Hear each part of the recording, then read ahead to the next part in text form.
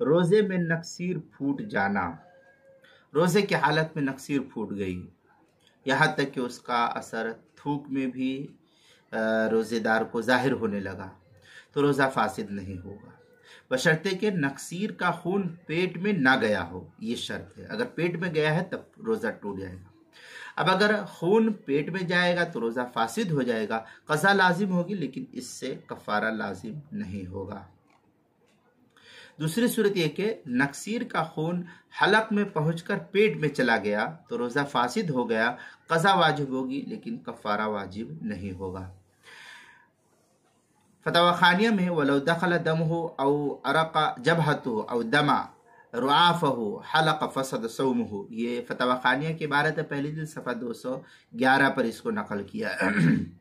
البحر الرائق میں لِأَنَّهُ لَوْ وَصَلَ لِحَلْقِهِ دُمُوعُهُ أَوْ عَرَفْقَهُ أَوْ دَمَ رُعَافَهُ، اس طریقے کی عبارت جو ہے فَسَدَ صَوْمُهُ، یہ البحر الرائق جلد نمبر 2 صفحہ نمبر 273 پر اس کو نقل کیا گیا ہے۔